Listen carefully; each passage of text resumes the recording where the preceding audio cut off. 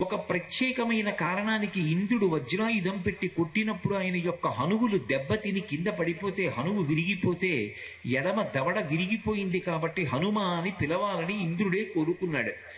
హనుమకు ఇచ్చినటువంటి వరములు చాలా విచిత్రంగా ఉంటాయి. హనుమని పూజ చేసిన, హనుమ యొక్క గుణములను సంస్తుతి చేసిన, అలా బ్రతకాలని త్రికరణ శుద్ధిగా కోరుకున్న, ఆయన జడత్వాన్ని పోగొట్టి అలా బ్రతకగలిగినటువంటి అవకాశాన్ని మనకి కల్పిస్తారు. అందుకే బుద్ధిర్ యశో బలం ధైర్యం నిర్భయత్వం అరోగత అజాడ్యం వాక్పటుత్వం చ హనుమత్ స్మరణాత్ భవేత్. ఆయనని స్మరించినంత మాత్రము చేత ఈ గుణములు వస్తాయి.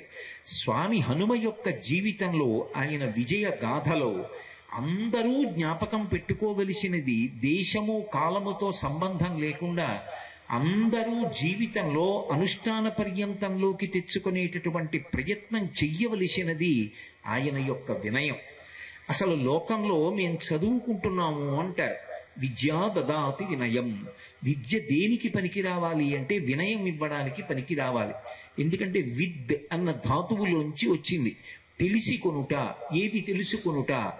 ఎప్పటికీ ఏది మారదో, ఏది సత్యమో, ఏది తెలుసుకునే ప్రయత్నం చేస్తే అది నువ్వైపోతావో అటువంటి పరబ్రహ్మాన్ని తెలుసుకునేటటువంటి ప్రయత్నం చేసిన విద్య నిజమైన విద్య.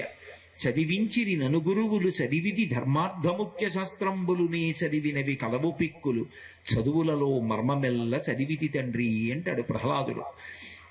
ఆ విద్య చేత ఏం తెలియాలి అంటే, నాకు తెలియనివి ఎన్నున్నాయో అన్న విషయం ఎరుకలోకి రావాలి. నేను చాలా విషయాలు ప్రవచనం చేశాను అని ఎవరైనా అన్నారనుకోండి, నా దగ్గరికి వచ్చి వెంటనే నాకు లజ్జ కలగాలి. అయ్యో, నేను చాలా విషయాలు చెప్పానని పాపం అమాయకులు అనుకుంటున్నారు. నా జీవితంలో నేను చదువుకోవడానికి నా జీవితం సరిపోనివి ఒక్కొక్క మహాత్ముడు చేసినటువంటి రచనలు ఎన్ని ఉన్నాయో. 32 సంవత్సరాల వయస్సులో శంకర భగవత్పాదులు ఇచ్చినటువంటి వాంగ్మయం మహాసముద్రం. నేను ఏం చదువుకున్నాను, నాకు ఎన్ని తెలుసు? నన్ను తీసుకెళ్లి ఒక గ్రంథాలయంలో నిలబెట్టి ఇందులో మీరు ఎన్ని పుస్తకాలు చదివారు అని అడిగితే నేను చదివిన పుస్తకాలు ఎన్ని ఉంటాయి? నేను ఏం తెలుసునని, ఏం చదువుకున్నానని నేను విర్రవీగాలి. నాకేం తెలుసు, నాకు చాలా విషయాలు తెలియవు అని తెలుసుకుంటే అది విద్య. అందుకే విద్య చేత ఏది రావాలి అంటే వినయము రావాలి. ఆ వినయము రాకుండా నాకు చాలా తెలుసని అహంకారం వచ్చిందనుకోండి, చదువుకున్న కొద్ది విషయాల వల్ల, అంతకన్నా పతనమైపోవడానికి వ్యవస్థ ఇంకొకటి ఉండదు. విద్య ఎప్పుడూ కూడా అహంకారమునకు కారణము కారాదు. అందుకే విద్యచే భూషితుండై వెలయుచున్న తొడరి వర్జింపదగుమి దుర్జనుండు చారు మాణిక్య భూషిత శస్త మస్తకంబగు పన్నకంబు వర్జనీయంబు కాదే. ఎంత బాగా చదువుకున్నవాడైనా అహంకారం తలకెక్కిపోయిందనుకోండి, వాడి జోలికి వెళ్ళకూడదు. ఎందుచేత అంటే, చారు మాణిక్య భూషిత శస్త మస్తకంబగు పన్నకంబు. ఎంత దాని పడగల మీద మాణిక్యాలున్నా, ఎంత గొప్పదైనా, నాగుపాం పడగ విప్పి ఆడుతుంటే ఎవడైనా దగ్గరికి పెడతాడా? చదువుకున్న చదువు తన అభ్యున్నతి కొరకు, 10 మంది అభ్యున్నతి కొరకు పనికి రాకుండా, తాను చదువుకున్న చదువు తన అహంకారానికి పనికొస్తే అంతకన్నా భయంకరమైనటువంటి స్థితి ఇంకొకటి ఉండదు. హనుమ జీవితాన్ని మీరు పరిశీలించండి. వారికి ప్రారంభంలో, హనుమ యొక్క అవతార ప్రారంభమునందే అసలు ఒక ప్రత్యేకమైన కారణానికి ఇంద్రుడు వజ్రాయుధం పెట్టి కొట్టినప్పుడు ఆయన యొక్క హనువులు దెబ్బతిని కింద పడిపోతే, హనువు విరిగిపోతే ఎడమ దవడ విరిగిపోయింది కాబట్టి హనుమ అని పిలవాలని ఇంద్రుడే కోరుకున్నాడు. హనుమకు ఇచ్చినటువంటి వరములు చాలా విచిత్రంగా ఉంటాయి. ఎందుచేత అంటే, ఇంద్రుడు తన మెడలో ఉన్నటువంటి మాల పైకెత్తి చూపించి, ఇక పైన నా వజ్రాయుధం ఈయనని ఏమీ చెయ్యదు అన్నాడు. యమధర్మరాజు గారు లేచి, నా యమ పాశము కానీ యమ దండము కానీ ఇతనిని బాధించదు, ఇతనికి రోగము రాదు, ఇతనికి అలసట ఉండదు, ఇతనికి నిస్సత్తువ కలగదు అని వరమిచ్చాడు. వృద్ధాప్యం ఉండదు. ఇక వరుణుడు, ఇతనికి నీటి యందు ఏ ప్రమాదము ఉండదు, ఎంత లోతైన నీటిలో పడిపోయినా వరుణ పాశముల చేత కాని ఇతను బాధింపబడడు. అలాగే పరమశివుడు వరమిచ్చాడు, నాకు సంబంధించినటువంటి ఏ అస్త్రము చేత కూడా ఈయన చెనకబడడు, నా అస్త్రములు ఏవీ బాధింపవన్నాడు. విశ్వకర్మ వచ్చి వరం ఇచ్చాడు, ఇతను చిరంజీవి అవుతాడు, నా చేత నిర్మింపబడినటువంటి ఏ అస్త్ర శస్త్రములు కూడా ఈయనని బాధింపలేవన్నాడు. చతుర్ముఖ బ్రహ్మగారు వచ్చి ఒక మాట అన్నాడు, నా బ్రహ్మాస్త్రము కూడా ఈయనని బంధించదు, చెనకదు, బ్రహ్మదండము కూడా ఈయన జోలికి వెళ్ళలేదు. ఇంతమంది దేవతలు ఇన్ని రకాల వరాలు ఇస్తే సూర్య భగవానుడు ఒక విశేషం అన్నాడు. ఆయన అన్నాడు, ఇతనికి చదువుకోవలసినటువంటి వయసు వచ్చిన రోజున శాస్త్రం దాస్యామి ఏన వాంగ్మీ భవిష్యతి, నేనే ఇతనికి శాస్త్రం నేర్పుతాను, ఇతనికి నేను శాస్త్రం నేర్పి గురువునయ్యాననేటటువంటి కీర్తి నేను పొందుతాను. దాని వలన ఇతను ఏమవుతాడో తెలుసా? ఏనవాంగ్మీ భవిష్యతి, మాట్లాడేటటువంటి వాళ్ళందరిలోకి కూడా ఆదర్శనీయమైనటువంటి వ్యక్తిగా, అంత గొప్పగా మాట్లాడగలిగిన వాడిగా నా శిష్యుడు తయారవుతాడు. నా శిష్యుని యొక్క పాఠవములు లోకమునందు స్థితింపబడినప్పుడు అటువంటి వ్యక్తికి నేను గురువునయ్యాను అని సంతోషిస్తాను అన్నాడు. అక్కడతో వదిలిపెట్టలేదు. దదామి శతికాం కలాం అన్నాడు. నా యొక్క తేజస్సులో, నా యొక్క ప్రకాశంలో 100వ వంతు నేను హనుమకి ధారపోసేస్తున్నాను. అందుచేతనే నా తేజస్సులో 100వ వంతు చేత ఆయన ప్రకాశిస్తూ ఉంటాడు అన్నారు.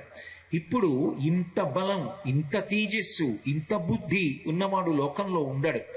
కానీ చిన్నతనంలో తెలిసి తెలియక అల్లరి చేసి మునులను బాధిస్తుంటే ఇప్పుడే ఈ పిల్లవాడికి ఇంత బలం అవసరం లేదని శేపురేనం మునిశ్రేష్ఠ, ఆయనకి మునిశ్రేష్ఠులు శాపం ఇచ్చారు. ఎందుకని అంటే, ఇప్పుడు ఇందుకు ఈ బలం భవిష్యత్తులో ఒకానొకప్పుడు ఈయనని కీర్తించినప్పుడు ఈయనకి శాప విమోచనమై అవసరమైనప్పుడు ఈయన బలం ఈయనకి జ్ఞాపకానికి వస్తుంది. అంటే అస్తమానం కాదు. కిష్కింధకాండలో సుగ్రీవుడు జాంబవంతుడు ఆయన్ని స్తోత్రం చేసినప్పుడు ఆయనకి శాప విమోచనం అయిపోయింది. ఇప్పుడు మనమేం జ్ఞాపకం చేయక్కర్లేదు ఆయన బలాన్ని. కాబట్టి వాళ్ళు ఒక శాపవాక్కు విడిచిపెట్టారు. బాలుడిగా తిరుగుతున్నాడు, విద్యాభ్యాసం చెయ్యవలసినటువంటి వయసు వచ్చింది. ఎవరు గురువు? సూర్యనారాయణమూర్తి గురువు. లోకంలో ఎక్కడైనా గురువు గారు ఒక చోట కూర్చుంటాడు, శిష్యుడు కింద కూర్చుంటాడు. గురువు గారు పాఠం చెప్తుంటారు, శిష్యుడు ప్రశ్న వేస్తూ ఉంటాడు. సూర్యుడు ఆయన ఒక చోట కూర్చున్నారనుకోండి పాఠం చెప్పడానికి, లోక గతులు ఏమైపోతాయి? అసలు ధర్మములకంతటికీ ఆయనే ప్రమాణం. సూర్యోదయ సూర్యాస్తమయాల్ని, సూర్యుడు మధ్యందిన మార్తాండుడవడాన్ని దృష్టిలో పెట్టుకుని సంధ్యావందనాది క్రతువులు నడుస్తాయి. అయినప్పుడు అసలు సూర్య భగవానుడు ఒక చోట కూర్చుని స్వామి హనుమకి పాఠం చెప్పడం మొదలు పెడితే లోకం ఎలా నడుస్తుంది? అందుకని ఆయన పాఠం చెప్పడం కోసం ఒక చోట ఆగరు. పోనీ ఏ భూమి వంటి వాటి మీదో ఆయన రథం నడుస్తుంటే ఎదురుగుండా ఇంకో రథం ఎక్కి వెళ్ళి పాఠం నేర్చుకున్నారు అంటే ఏదో కొంతవరకు సమంజసంగా ఉంటుందేమో. కానీ గురువు గారు రథం మీద వెడుతుంటే శిష్యుడు కూడా రథం ఎక్కి వెడితే ఏం మర్యాదగా ఉంటుందది? నిరాధారమైనటువంటి ఆకాశ మండలంలో ఒక్క క్షణం ఆగకుండా ఉదయ పర్వతం మీద ప్రారంభమైనటువంటి వాడు సాయంకాలం అస్త్రాద్రి చేరే వరకు ఎక్కడ ఆగకుండా అస్తాద్రి వరకు ఆయన ప్రయాణం అలా వెళ్ళిపోతూ ఉంటుంది. అటువంటి వాడి దగ్గర పాఠం నేర్చుకోవాలి. చిన్న పిల్లవాడైనటువంటి హనుమ గురువుగారికి ఎదురు తిరిగి నమస్కారం చేస్తూ గురువుగారు అభిముఖంగా ప్రయాణం చేసి వచ్చేస్తుంటే, ఉదయాద్రి నుండి అస్తాద్రి వరకు ఆయన ప్రయాణం చేసి వెళ్ళిపోతుంటే అభిముఖంగా నిలబడి నమస్కారం చేస్తూ వెనక్కి నడుస్తూ పాఠం నేర్చుకున్నాడు. అంటే ఎంత వినయంతో నేర్చుకున్నారు. గురువుగారు చెప్పేటటువంటి మాట ఆవు పాలు పిండుతున్నప్పుడు ఆ పొదుగు యొక్క శిరముల నుండి జాలువారుతున్నటువంటి పాలని పాత్రలో పట్టుకోవలసినటువంటి పాలు పిండుతున్న వ్యక్తికి ఉండవలసినటువంటి శ్రద్ధ ఎంత గొప్పగా ఉంటుందో అంత శ్రద్ధని అంత వినయాన్ని చూపించి చదువుకున్నారు తప్ప గురువుగారు మీరు ఇలా వస్తుంటే నాకేం వస్తుందండి, నాకు సరిగా వినపట్టలేదండి, రథచక్రము యొక్క సవ్వడండి, అంతరిక్షములో వాయువులండి అని అనలేదు. గురువు చెప్తుంటే దాని మీదనే దృష్టి పెట్టి వింటూ రథానికి ఎంత మాత్రమూ ఇబ్బంది కలగకుండా సూర్యుడి యొక్క తేజస్సుని తాను తట్టుకుంటూ వెనక్కి అడుగులు వేస్తూ పాఠం నేర్చుకున్నారు. ఆయన లాంటి వినయం, ఆయన లాంటి శిష్యుడు లోకంలో ఎక్కడుంటారు? నేను ఒక్క మాట అంటే మీరు బాధపడకండి. ఇవాళ పిల్లలకి 5వ క్లాస్కి వచ్చేటప్పటికి సెల్ ఫోన్ కావాలి.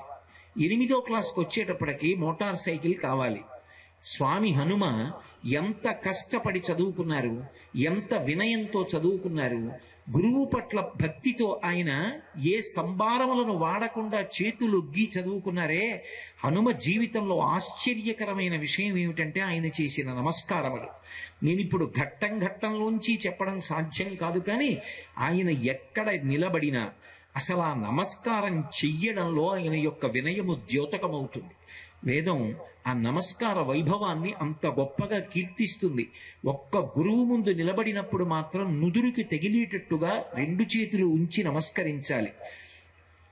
ఎదురుగుండా కులదేవత ఉంటే, సింహాసనంలో ఉన్న కులదేవత ముందు కూర్చుని పూజ చేస్తున్నప్పుడు మొదటి నమస్కారం తన వైపుకి తిరిగేటట్టుగా గుండెల మీద పెట్టుకు చెయ్యాలి.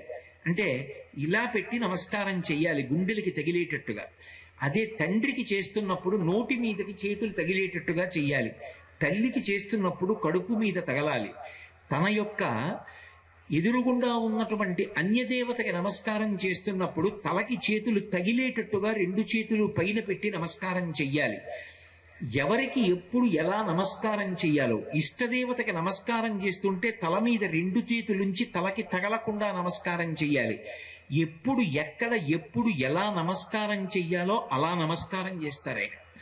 శాస్త్రము అంటే కేవలం చదువుకోవడానికి పనికొస్తే అంతకన్నా విచిత్రమైన విషయం లోకంలో ఇంకొకటి ఉండదు. చదువుకోవడం దేనికి పనికి రావాలి అంటే దాన్ని పాటించడానికి పనికి రావాలి.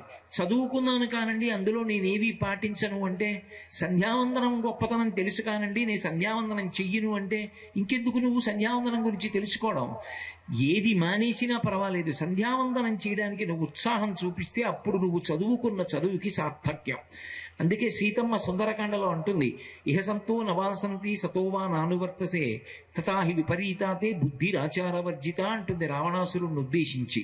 రావణాసురుడు చదువుకున్నాడు, కానీ ఆయన చదువు అహంకారానికి పనికొచ్చింది. ఆయన చదువు 10 మందిని బాధ పెట్టడానికి పనికొచ్చింది. ఆయన చదువుకున్న చదువు అనుష్ఠాన పర్యంతంలోకి తెచ్చుకుని తనను తాను సంస్కరించుకోవడానికి పనికి రాలేదు. అప్పుడు రావణుడి యొక్క విద్య లోకంలో ఏమి శిలాఘింపబడింది? అదే హనుమ అయితే ప్రతి సందర్భంలో కూడా ఆ వినయం అనేటటువంటి దాన్ని అసలు విడిచిపెట్టరు. అంత వినయంగా ప్రవర్తిస్తారు.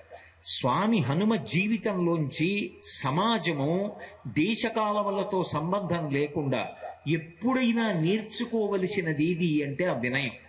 ఆయన జీవితంలో, ఆయన విజయ పరంపరలో మీరు ఏ ఘట్టం చూడండి, ఆయన యొక్క అహంకారం విపరీతంగా పెరగడానికి కావలసిన సందర్భములే ఏర్పడతాయి. ఎక్కడెక్కడ అటువంటి సందర్భం ఏర్పడనివ్వండి, అది ఆయన యొక్క అహంకారం పెరగడానికి మాత్రం కారణం కాలేదు సరికదా. ఎప్పుడెప్పుడు ఆయనకి విజయం సంభవించిందో అప్పుడప్పుడు ఆయన మరింత ఒదిగిపోయి తల వంచి నమస్కరించడానికి కారణమైంది. ఆ వినయం అన్నది లేకపోతే అతను అధికారంలో కూర్చోనివ్వండి, తండ్రి కానివ్వండి, తల్లి కానివ్వండి, సమాజమునందు పెద్ద పదవిలో ఉండనివ్వండి, ఏ పదవిలో ఉన్నా బరువైపోతాడు. ఆ అహంకారము లేని వ్యక్తి అందరి చేత ఆదరింపబడతాడు. నేను మీకు వేరొక ఉదాహరణ చూపిస్తాను. కిష్కింధకాండ జరుగుతోంది. కిష్కింధకాండ జరుగుతుండగా ఒక పెద్ద ముడి పడింది. ఇక రామాయణం ముందుకు వెళ్ళడం కష్టమైనటువంటి సన్నివేశం. ఎందుకని అంటే అసలు సీతమ్మ ఎక్కడ ఉంది అన్నది జాడ కనిపెట్టాలి. జాడ కనిపెట్టి వచ్చి రామచంద్రమూర్తికి చెప్పాలి. యథార్థమునకు సుగ్రీవుడికి తెలుసు రావణాసురుడు అపహరించాడని. కిష్కింధకాండలో ఆ విషయం ఆయన మాట్లాడడంలో బయటపడిపోతుంది. కానీ లంకాపట్టణంలో ఆమె ఎక్కడ ఉన్నది అన్నది జాడ కనిపెట్టాలి. జాడ కనిపెట్టి వచ్చి రాముడికి చెప్పాలి. అలా రాముడికి చెప్తే సుగ్రీవుడు రాముడికి ఇచ్చినటువంటి ప్రమాణం పూర్తవుతుంది. లేనినాడు ప్రభువు ప్రమాణము తప్పినవాడవుతాడు, స్నేహధర్మాన్ని అతిక్రమించిన వాడవుతాడు. అది రామాగ్రహానికి కారణమవుతుంది. వానరులందరినీ పిలిచాడు కిష్కింధకాండలో సుగ్రీవుడు. తూర్పు దిక్కుతో మొదలుపెట్టి ఒక్కొక్క దిక్కు చివరి వరకు ఉండేటటువంటి విశేషములన్నిటినీ చెప్పాడు.